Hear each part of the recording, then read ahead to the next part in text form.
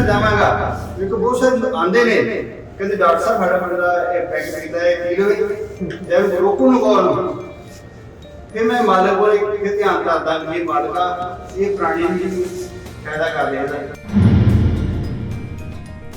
ਵੀ ਨਾਮ ਹਮਾਰੀ ਨਾਨਕਾ ਕਿਹੜੀ ਦੇ ਦਿਖਦਾ नशा कोई भी है कि भी लगता है घोड़ा लगता सीन यार लगता लोहे में यार लगता ये रंग रूपना साफ कि रंग रूपनी का साफ तो भी आज तो याद करता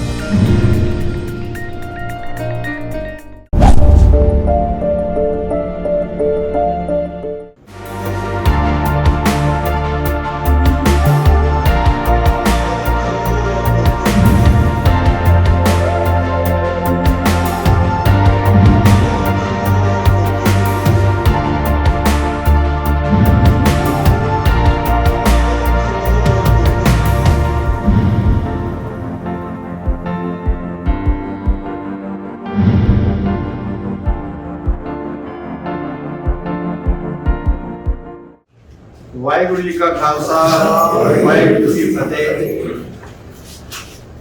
ਤੁਹਾਡੇ ਸਾਰਿਆਂ ਦੇ ਜਿਹੜੇ ਆਪਰੇਸ਼ਨ ਹੋਏ ਨੇ ਮਾਲਕ ਦੀ ਕਿਰਪਾ ਬਹੁਤ ਅੱਛੇ ਹੋਏ।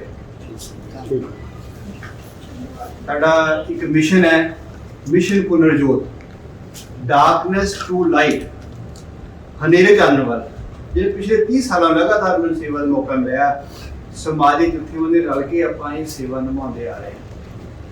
ਉਹਦੀ ਇੱਕ ਕੜੀ ਜਿਹੜੀ ਹੈਗੀ ਹੈ ਤੁਹਾਡੇ ਜਿਹੜੇ ਸਾਰ ਸੈਰੇਮਨੀ ਤੁਸੀਂ ਅੱਜ ਘਰ ਜਾ ਰਹੇ ਹੋ, ਖੁਸ਼ੀ ਨਾਲ ਆਪਾਂ ਕੁਝ ਵਿਚਾਰ ਸਾਂਝੇ ਕਰਾਂਗੇ। ਜਿੱਥੇ ਮੈਂ ਚਸ਼ਮੇਦਾਰ ਵਾਲੇ ਪੇਸ਼ੈਂਟ ਜਿਹੜੇ ਹੈਗੇ ਨੌਜਵਾਨਾਂ ਦੇ ਲੇਸਿਕ ਸਰਜਰੀ ਜਿਹੜੀ ਹੈਗੀ ਉਹ ਆਪਾਂ ਕਰਦੇ ਹਾਂ। ਚਿੱਟੇ ਮੋਤੀ ਦੇ ਬਿਨਾਂ ਟਾਂਕੇ ਤੋਂ ਆਪਰੇਸ਼ਨ ਕਰਦੇ ਹੈਗੇ ਆ, ਕਾਲਾ ਮੋਤੀ ਦੇ ਬਹੁਤ ਅੱਛਾ ਇਲਾਜ ਕਰਦੇ ਆ। ਫਿਰ ਤੁਹਾਡੇ ਜਿਹੜੇ ਹੈਗੇ ਆ ਆਪਣੇ ਟੇਢਾਪਣ ਵਾਲੇ ਹੋ ਗਏ, ਸ਼ੂਗਰ ਨਾਲ ਅੱਖਾਂ ਦੇ ਮਾੜੇ ਅਸਰ ਹੁੰਦੇ ਉਹ ਕਰਦੇ ਆ।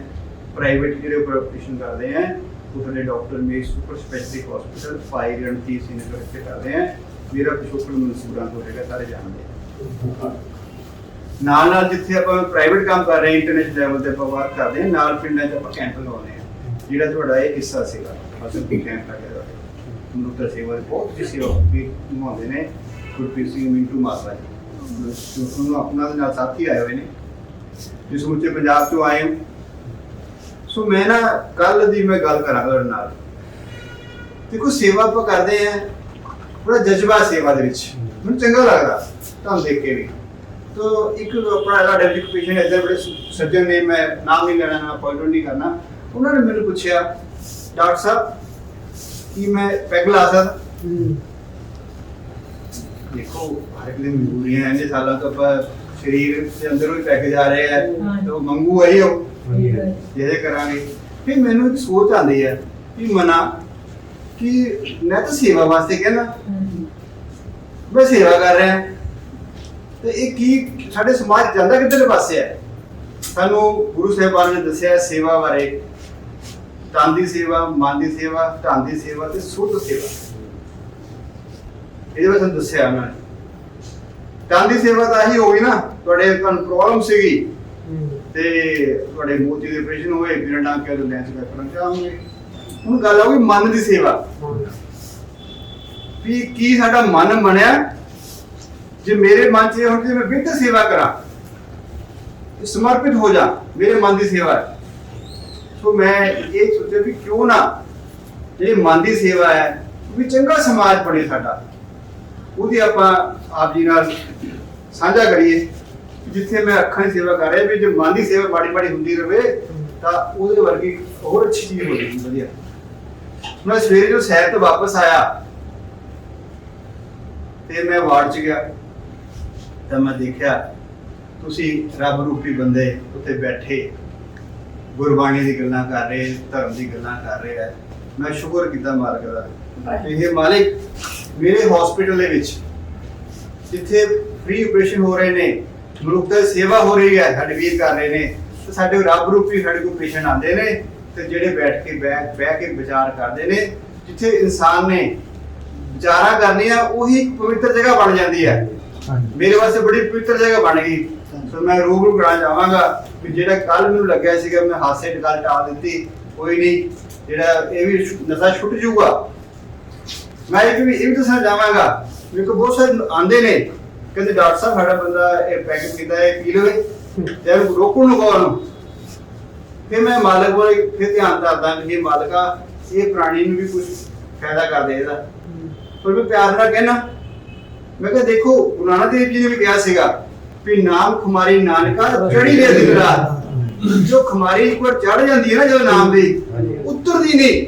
ਪੈਕਨੇ ਦਾ 6-7 ਵਜੇ ਉਤਰ ਜਾਣਾ ਵੇ, ਫੇਰ ਮੰਗਣਾ ਲਿਆਓ ਵੀ ਭਾਈ ਪੈਗੀ ਲਾਣੇ ਸੀ ਤੇ ਕੈਂਪ ਕਾਹਨੂੰ ਪੇਸ਼ ਲਾਣਾ ਸੀ ਫੇਰ, ਠੀਕ ਹੈ ਨਾ। ਸੋ ਉਹ ਜਿਹੜੀ ਖੁਮਾਰੀ ਚੜ ਜਾਂਦੀ ਹੈ ਨਾ ਤੇ ਨਜ਼ਾਰੇ ਆ ਜਾਂਦੇ ਆ। ਸੇਵਾ ਵੀ ਤਾਂ ਹੀ ਚੰਗੀ ਲੱਗਦੀ ਹੈ, ਸੇਵਾ ਤਾਂ ਹੀ ਸਫਲ ਹੁੰਦੀ ਆ। ਜਦੋਂ ਤਨ ਮਨ ਧਨ ਤੇ ਸੁਰ ਸੇਵਾ ਹੋਊਗੀ ਤਾਂ ਸੰਪੂਰਨ ਹੋਣੀ ਆ। ਜੇ ਕੱਲੀ ਮੈਂ ਤਨ ਦੀ ਸੇਵਾ ਕਰੀ ਗਿਆ, ਲੋਕਾਂ ਦੇ ਅੱਖਾਂ ਪਿੱਛੇ ਕਰੀ ਗਿਆ, ਮੈਨੂੰ ਕੀ ਮਿਲੂਗਾ ਬਾਅਦ ਦੀ? ਬਾਅਦ ਤੋਂ ਪੈਸੇ ਮਿਲ ਜਾਣਗੇ, ਸ਼ੋਹਰਤ ਮਿਲ ਜੂਗੀ, ਪਰ ਜਿਹੜੇ ਮੇਰੇ ਮਨ ਮੰਨੂਗਾ ਵੀ ਹਾਂ ਇਹ ਸੇਵਾ ਦੇ ਨਾਲ ਮੈਂ ਨੀਵਾਂ ਹੋਇਆ, ਮੈਂ ਸਮਾਜ ਨਾਲ ਪਿਆਰ ਕੀਤਾ ਆ, ਉਹਨੂੰ ਵੀ ਸੇਧ ਦਿੱਤੀ ਹੈ, ਮੈਂ ਵੀ ਹਿੱਸਾ ਬਣਿਆ, ਤਾਂ ਮੇਰੇ ਮਨ 'ਚ ਹੋਰ ਨਿਮਰਤਾ ਆਊਗੀ, ਮੈਂ ਹੋਰ ਨੀਵਾਂ ਹੋਵਾਂਗਾ, ਹੋਰ ਮਾਲਕ ਦੀ ਪ੍ਰਾਪਤੀ ਦੇ ਪਾਸੇ ਆਪਾਂ ਤੁਰਾਂਗੇ। ਮੈਂ ਹੁਣ ਤੁਹਾਡੇ ਸਾਰਿਆਂ ਨਾਲ ਜਿਵੇਂ ਕੱਲ੍ਹ ਦੀ ਵਰਤਾਂਤ ਕੀਤੀ ਹੈ, ਹੁਣ ਸਵੇਰ ਦੀ ਵਰਤਾਂਤ ਦੱਸੀ ਹੈ ਵੀ ਮਹਾਂਪੁਰਸ਼ਾਂ ਸਾਡੇ ਇੱਥੇ ਇਹਨਾਂ ਦੇ ਕੱਲ੍ਹ ਆਪਰੇਸ਼ਨ ਹੋਏ ਨੇ ਤੇ ਉਹ ਆਪਣੇ ਧਰਮ ਆਪਣੀ ਵਿਚਾਰ ਸਾਂਝੇ ਕਰ ਰਹੇ ਸੀਗੇ ਤੇ ਮੇਰਾ ਪਵਿੱਤਰ ਹੋਇਆ। ਮੈਂ ਬਾਬਾ ਜੀ ਨੂੰ ਬੇਨਤੀ ਕਰਾਂਗਾ, ਸੰਤ ਬਾਬਾ ਜੀ ਮਲਕੀਤ ਸਿੰਘ ਜੀ ਨੇ ਜਿਹੜੇ ਗੁਰੂ ਨਾਨਕ ਨਿਵਾਸ ਗੁਰਦੁਆਰਾ ਸਾਹਿਬ ਆਪਣੇ ਬੀਟਲ ਪਿੰਡ ਜਿਹੜਾ ਹੈਗਾ ਤੇ ਸਤਲੁਜ ਦਰਿਆ ਕੰਢੇ ਤੇ ਹੈਗਾ, ਉਹਨੇ ਕੱਲ੍ਹ ਆਪਰੇਸ਼ਨ ਹੋਇਆ। ਬਾਬਾ ਜੀ ਆ ਮਾੜੇ ਖੜੇ ਨਾਲ। ਸੋ ਬਾਬਾ ਜੀ ਮੈਂ ਦੱਸਣਾ ਚਾਹਾਂਗਾ, ਮੈਂ ਤਾਂ ਰਿਕੁਐਸਟ ਕਰਨਾ ਚਾਹਾਂਗਾ ਤੁਸੀਂ ਸੰਗਤ ਨੂੰ ਜੋ ਸੇਵਾ ਦੇ ਪ੍ਰਤੀ ਤੇ ਨਸ਼ੇ ਦੇ ਪ੍ਰਤੀ ਆਪਾਂ ਨਾ ਸਮਾਜ ਨੂੰ ਪਿਆਰ ਦੇ ਨਾਲ ਸੇਧ ਦਿਓ, ਤਾਂ ਕਿ ਸਾਡਾ ਸਮਾਜ ਇੱਕ ਚੰਗਾ ਸਮਾਜ ਬਣੇ। ਜਿਹੜੀ ਸੰਸਥਾ ਨੇ ਮਨੁੱਖਤਾ ਸੇਵਨ ਕੈਂਪ ਲਾਇਆ ਹੈਗਾ, ਸਾਡੇ ਸਰਦਾਰ ਗੁਰਪ੍ਰੀਤ ਸਿੰਘ ਜੀ, ਮਿੰਟੂ ਮਾਲਵਾ ਜੀ ਬਹੁਤ ਅੱਛੀ ਸੇਵਾ ਕਰਦੇ ਨੇ, ਨੌਜਵਾਨ ਸੇਵਾ ਕਰਦੇ ਨੇ। ਤੁਸੀਂ ਪਿਆਰ ਦੇ ਦੋ ਸ਼ਬਦ ਨੂੰ ਹੱਲਾਸ਼ੇਰੀ ਤੇ ਆਪਾਂ ਨੂੰ ਸੇਵਾ ਤੇ ਨਸ਼ਿਆਂ ਦੇ ਦੂਰ ਰਹਿਣਾ ਚਾਹੀਦਾ। ਇਹ ਆਪਣੇ ਸੰਗਤ ਨਾਲ ਥੋੜਾ ਸਾਂਝਾ। ਵਾਹਿਗੁਰੂ ਜੀ ਕਾ ਖਾਲਸਾ, ਵਾਹਿਗੁਰੂ ਜੀ ਕੀ ਫਤਿਹ। ਅੱਜ ਬਹੁਤ ਵੱਡਾ ਭਾਗੀ ਸ਼ਾਮ ਮਿਲਿਆ।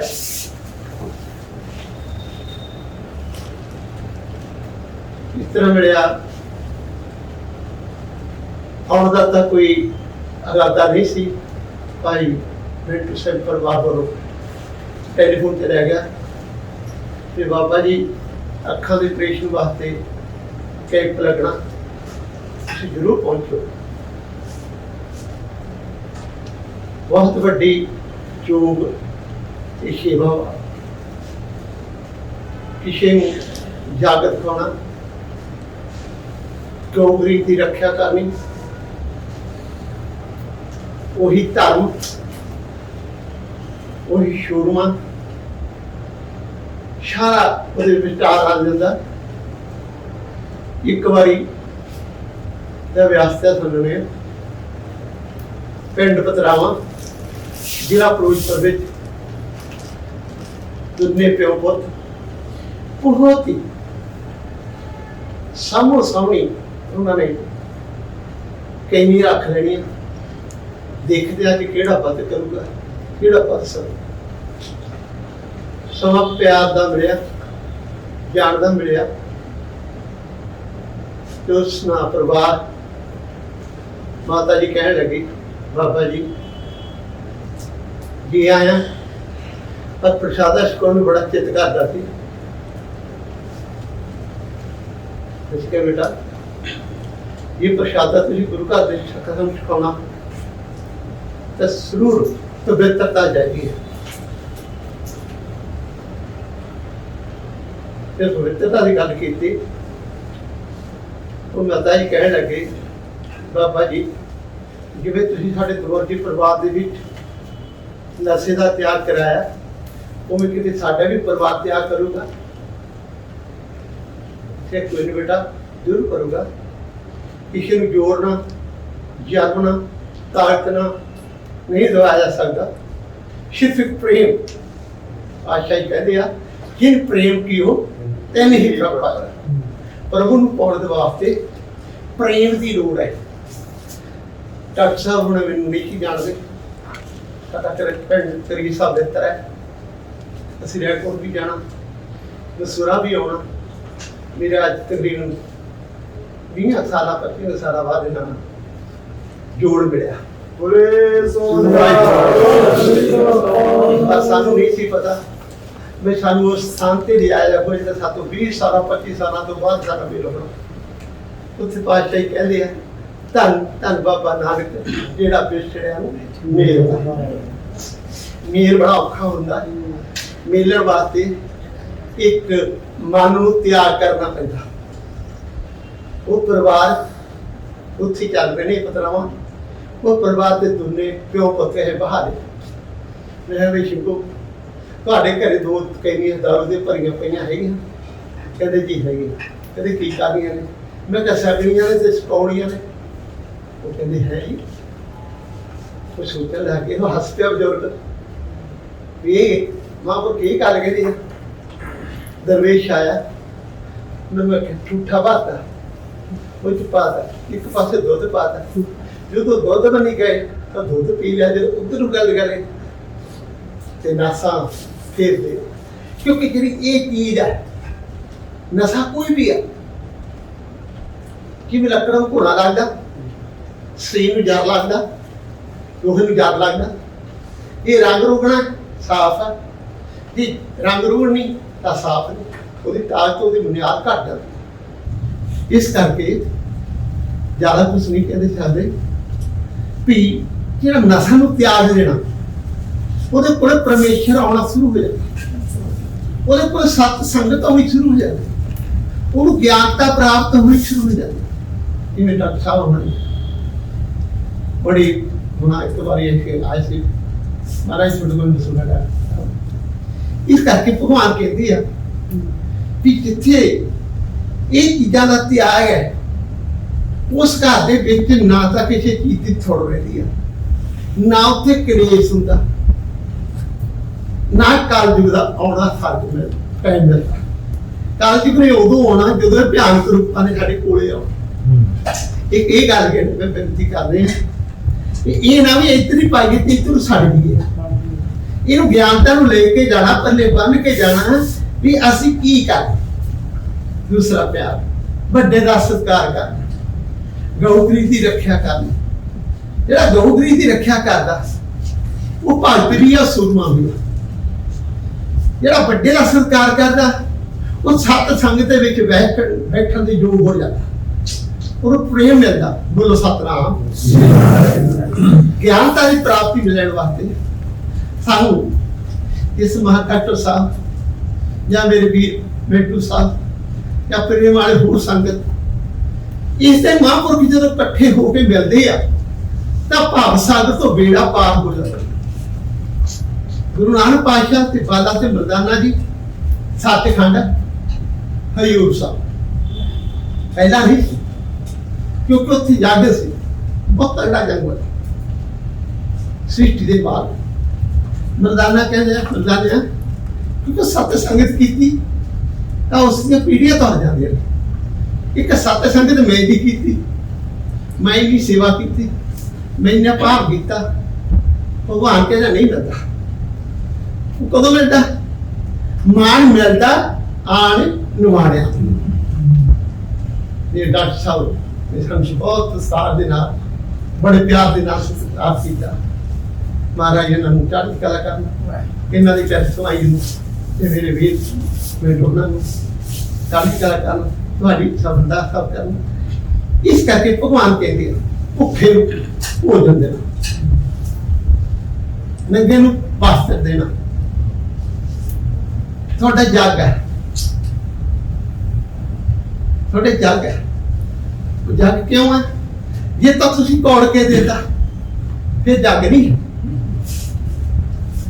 ਜੇ ਪ੍ਰੇਮ ਨਾ ਦੇਤਾ, ਸਤਿਕਾਰ ਨਾ ਕੀਤਾ, ਉਹ ਪਰਮੇਸ਼ਰ ਉਸ ਸਮੇਂ ਖੁਸ਼ ਹੋ ਜਾਂਦਾ।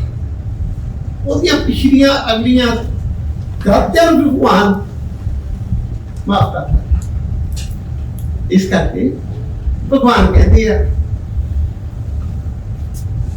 ਸਮਾਂ ਮਿਲਦਾ ਇਹ ਚੀਜ਼ਾਂ ਨੂੰ ਤਿਆਗ ਕਰੋ, ਨਸ਼ੇ ਦਾ ਤਿਆਗ ਕਰੋ। ਨਸ਼ਾ ਦਾ 2 ਘੰਟੇ ਬਾਅਦ ਚਾਹ ਪੀਤੀ ਨਾ ਕਰੋ, ਘੰਟਾ 2 ਘੰਟੇ ਬਾਅਦ ਆਪੋ ਇਹ ਨਾਂ ਦਾ ਨਸ਼ਾ, ਇਹ ਸਤਸੰਗ ਦਾ ਨਸ਼ਾ, ਇਹ ਸਾਡੇ ਸਾਰੀਆਂ ਕਸ਼ਟਾਂ ਨੂੰ ਦੂਰ ਕਰਦਾ। ਹਾਂ ਸਤਿ ਸੰਗਤ ਕਰ ਲਗੇ ਆ, ਸਾਡਾ ਮਨ ਉੱਥੇ ਹੋਣਾ ਜ਼ਰੂਰੀ ਹੈ। ਅਸੀਂ ਨਾਮ ਜਪਦੇ ਹਾਂ, ਨਾਮ ਜਪਦੇ ਅਸੀਂ ਬਹੁਤ ਦੂਰ ਚਲੇ ਜਾਂਦੇ, ਬਹੁਤ ਦੂਰ, ਪਰ ਅਸੀਂ ਉੱਥੇ ਨਹੀਂ ਹੁੰਦੇ। ਜੇ ਅਸੀਂ ਗੁਰੂ ਸਾਹਿਬ ਦੇ ਚਰਨਾਂ 'ਚ ਹੋਈਏ, ਨਾ ਰਹੇਗਾ ਬ੍ਰਹਮਾ ਵਿਸ਼ਨੂੰ ਵੇਦ ਸਭ, ਨਾ ਮੇਰਾ ਰੂਪ ਨਾ ਮੇਰਾ ਗੇ।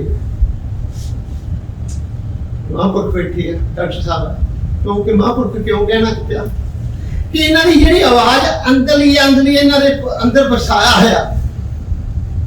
ਮਤਲਬ ਪਹਿਲਾਂ ਉੱਥੇ ਬੀਬੀ ਬੈਠੀ ਉੱਥੇ ਚਲੇ ਗਏ। मैं विपन दसे मैं इतना प्रेम इतना सत्कार वाले डॉक्टर डरले डरते यार क्यों नहीं मान दे विच तुरे फिरदे महाराज कहंदा मान मिलदा आन न मान जानू ये पुरुष ये तू मान जाए ना तां सार संग दी धूड़ी बन जाए। ये सार संगत की धूड़ी बन गया तेरे कोले का किसी किस्म का भी तो एक मैं जरूर बेनती करता भैनों कि जो असं बाजार जाने या घर बैठे बीबियां सिर तो कपड़ा ला लेंगे। महाराज कहते दत्ता प्रेम का टोला ये पत झगड़े गुरु साहिब सानू आप कह के समझाते हैं गुरबाणी दे विच कहंदे, पर जदों असीं इन्हां पवित्रा नूं नहीं रखते, यही नजर सानू टूणा, यही कंडियाल, यही काम, यही क्रोध। अगे मेरियां भैणां बीबियां ने सह झाड़ती जाना ओसड़े बुरे खरीसां ने, और तां बीबियां कहंदियां चुन्नी नहीं रखी जानी, चुन्नी क्यों रखी जानी? जो मैं असं नहीं रखा तो साढ़े बच्चे भी उदों रखेंगे, जो असं सिर से सजावे तो साढ़े बच्चे भी इसी होंगे। माँ गुरु है, माँ देव है, पिता कहता है कि ज्यादा समय नहीं देने करके बेनती करते डॉक्टर साहब जिथे समा मिले भगवान कृपा कर मिलाते रखन, सत्संग का ज्ञान देन ते सारे सार संत सरकार वेड़े इन्हीं गल का ख्याल रखियो कि देखो जे दरवेश नहीं ना दारू पींदा, दरवेश नहीं ना दारू पींदा ते साडे नाल फिर दरवेश चंगा, साडे नाल दरवेश चंगा। गुरु साहिब जी महाराज 10वें पातशाह आनंदपुर साहब तो चले, भट्ठा साहब आए, अगे की है जादे का आवाज ज्यादा केस बीजा है। गुरु साहिब का सवार उधर नहीं आ रहा कि ज्ञान इनू देना मेरे आगे महामूर्ख मारे करे ज्ञान ध्यान कुछ कर न जाना सार न जाना साते बड़ा सतगुरु नानक जिन करा आप भी कह सकते भी इसी बड़े पर नहीं क्या। इस करके ये गल का ख्याल रखो। गुरु साहिब जी महाराज नशे नूं त्यागो, नशे नूं त्याग दोगे सारे दुख अंदर हो। इस करके कहते हुए सेवा दे याद कर वाहिगुरू जी का खालसा वाहिगुरू जी की फतेह। बहुत बहुत धन्यवाद। खास करके मैं वीर गुरप्रीत सिंह मालवा जी मित्र सेवा कैंप लगे अपने हसनपुर जो पहला पड़ाव सर्दी हुई है भाई साहब का भी धन्यवाद करदा ते साडे जिन्ने समूचे NRI भाईचारे बाहर है उस जथेबंदियां ने सेवादार नाल आए हो पिता स्पेशल फिरोजपुर तो आया चल के ठीक है थोड़े सारे धन्यवाद करदा ते मालिक वो अरदास करदा कि मालिक मैनू बाल बख्शे मैं होर बेहतर सेवा कर सकां ਤੁਹਾਡੀ ਵਧੀਆ ਸੇਧ ਬਣੇ ਤੁਹਾਡੀ ਚੰਗੀ ਨਿਗਾਹ ਬਣੇ ਤੁਹਾਡਾ ਇਹ ਉਮਰ ਜਿਹੜੀ ਹੈਗੀ ਹੈ ਉਹ ਉਮਰ ਆਪਣੀ ਅੱਗਾ ਸੁਧਾਰਨ ਹੈ, ਆਪਣੀ ਫੀਸ ਪ੍ਰੈਸ਼ਨ ਕਰਨ ਦੀ ਹੈ, ਗੁਰਦੁਆਰਾ ਸਾਹਿਬ ਜਾਂਦੀ ਹੈ, ਅੱਛੀ ਜਗ੍ਹਾ ਬਣੂਗੀ ਤੇ ਸਾਡੀ ਹਰ ਸੇਵਾ ਸਫਲ ਹੋਏਗੀ। ਤੇ ਪੂਰਾ ਤੁਸੀਂ ਆਪਣਾ ਖਿਆਲ ਰੱਖਣਾ ਹੈ। ਕੋਈ ਦਿੱਕਤ ਹੋਵੇ ਸਾਡੇ ਫੋਨ ਨੰਬਰ ਨਾਲ ਹੈਗੇ, ਜਦੋਂ ਮੈਨੂੰ ਫੋਨ ਕਰ ਸਕਦੇ ਸਾਡੇ ਨਿਗਾਹ ਬਿਹਤਰੀ ਵਾਸਤੇ ਸਾਡੀ ਪੂਰੀ ਜ਼ਿੰਮੇਵਾਰੀ ਹੈ। ਠੀਕ ਹੈ, ਰੱਬ ਜੀ ਤੁਹਾਡਾ ਬਹੁਤ ਬਹੁਤ ਧੰਨਵਾਦ। ਸਾਨੂੰ ਇੱਕ ਪ੍ਰਸ਼ਾਦ ਦੇ ਰੂਪ ਵਿੱਚ ਸਿੱਖਿਆ ਦਿੱਤੀ ਹੈਗੀ ਹੈ। ਮਾਲਕ ਕਿਰਪਾ ਕਰੇ ਸਾਡੇ ਸਾਰਿਆਂ ਦੇ ਮਨ 'ਚ ਬਸੇ ਤੇ ਪਵਿੱਤਰ ਸਮਾਜ ਬਣ ਸਕੀਏ। ਵਾਹਿਗੁਰੂ ਜੀ ਕਾ ਖਾਲਸਾ ਵਾਹਿਗੁਰੂ ਜੀ ਕੀ ਫਤਿਹ।